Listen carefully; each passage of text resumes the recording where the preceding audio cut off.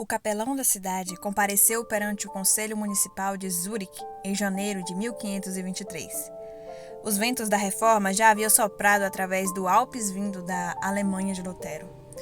Os argumentos do capelão foram muito persuasivos e as autoridades deram-lhe permissão para continuar a sua pregação, que enfatizava primeiro Cristo e depois a Igreja. A reforma na Suíça já estava em curso e este capelão teria um papel fundamental nestes primeiros passos. Bem-vindos a este resumo da vida de Ulrich Zwingli. Ulrich Zwingli nasceu em 1º de janeiro de 1484, em Ilderhaus, Suíça. Ulrich era filho de um fazendeiro de sucesso no Vale de Toggenburg, nos Alpes Orientais. Depois de se apaixonar pelo conhecimento por influência de seu tio, Ulrich foi estudar em Basileia e Berna, onde o humanismo estava a todo vapor. Depois de se formar na Universidade de Basileia em 1506, tornou-se pároco na aldeia de Glarus. Desde o início, Zwingli levou a sério seus deveres sacerdotais. Mais tarde, ele escreveu: embora eu fosse jovem, os deveres eclesiásticos inspiravam-me mais medo do que alegria, pois eu sabia, e continuo convencido, que daria conta do sangue das ovelhas e pereceria em consequência de meu descuido. O sentimento de responsabilidade por sua posição motivou o crescente interesse de Zwingli pela Bíblia. Numa época em que os sacerdotes muitas vezes não estavam familiarizados com as Escrituras, Zwingli ficou fascinado por elas depois de comprar uma cópia da tradução do Novo Testamento de Erasmo de Roterdã. Ele começou a aprender grego sozinho, usando o Novo Testamento grego, enquanto memorizava longas passagens. Em 1519, ele se tornou sacerdote da cidade de Zurique e começou a pregar regularmente o Novo Testamento. Por essa altura, Zwingli já tinha se tornado um admirador do movimento da Reforma, e as suas próprias conclusões eram muito semelhantes às de Lutero. Zwingli já estava extremamente preocupado com a superstição do povo e a exploração por parte do clero. A influência de Zwingli na cidade de Zurique foi crescendo aos poucos e tornou-se muito grande, tanto que, quando um vendedor de indulgências chegou à cidade, fez com que o governo de Zurique o expulsasse. Zwingli tornou-se alvo de ataques porque, segundo seus críticos, estava absorvendo as ideias reformadoras de Lutero. Mais tarde, o próprio Zwingli disse que havia chegado às mesmas conclusões que Lutero, não porque as tivesse copiado do reformador alemão, mas por estudar as Escrituras.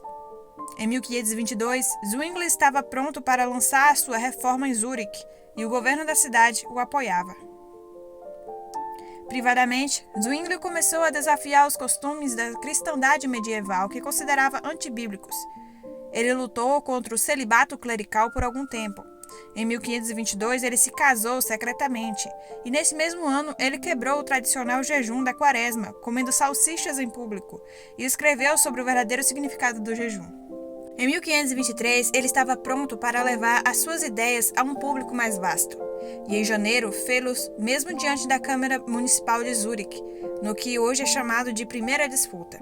A segunda disputa ocorreu em outubro e, com a nova aprovação do Conselho, novas reformas foram realizadas. Imagens de Jesus, Maria e dos santos foram retiradas das igrejas. A Bíblia deveria ter preeminência.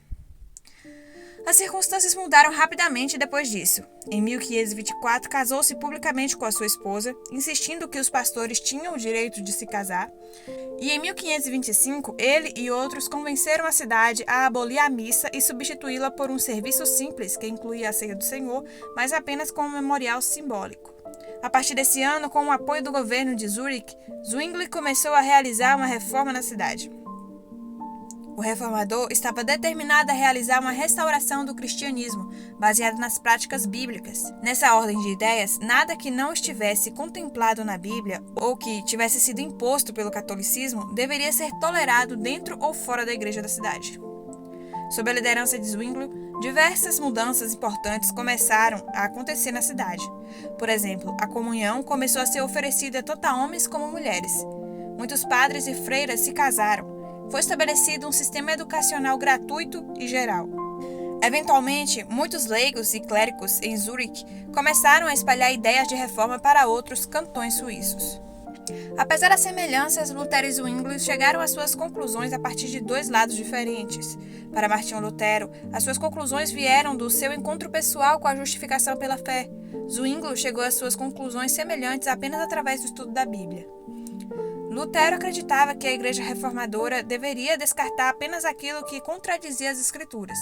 Para Zwingli, a reforma consistiu em livrar-se de todos os elementos que foram incorporados pela Igreja ao longo dos séculos, por mais insignificantes que fossem. Essas visões entrariam em conflito na questão dos sacramentos. Numa reunião de 1529 em Marburgo, convocada com o propósito de unir os dois movimentos, Lutero e Zwingli se encontraram. Embora concordassem com 14 pontos da doutrina, tropeçaram no 15º, a ceia do Senhor. Lutero insistiu na presença literal de Cristo na ceia. Zwingli resistiu a essa ideia, argumentando que a presença de Cristo era apenas simbólica. A Confederação Suíça não era um estado centralizado. Foi a união de vários estados ou cantões, cada um com seu governo e leis próprias, que se tinha confederado para fortalecer a sua posição e garantir a sua independência. Quando veio a reforma, alguns lugares aderiram ao movimento, enquanto outros permaneceram católicos. Os lugares católicos juntaram-se ao imperador Carlos V. Finalmente, em 1531, os 5 lugares católicos realizaram um ataque surpresa à cidade de Zurique. E Zwingli saiu para defender a cidade com um primeiro destacamento e foi morto no meio da batalha. Mas Zurique permaneceu protestante e sob a liderança de Heinrich Bullinger, sucessor de Zwingli.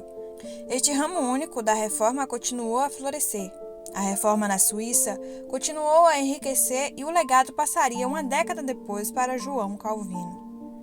Ulrich Zwingli foi um reformador avançado, que encontrou seu próprio caminho para a reforma, estudando apaixonadamente e diligentemente as Escrituras.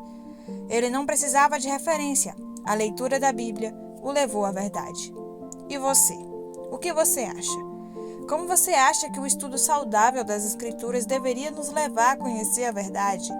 Você acha que temos problemas hoje com uma subestimação do poder da palavra para mudar as nossas nações?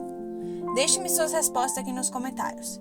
Não se esqueça de se inscrever no canal e deixar o seu like. E que Deus abençoe a cada um de vocês.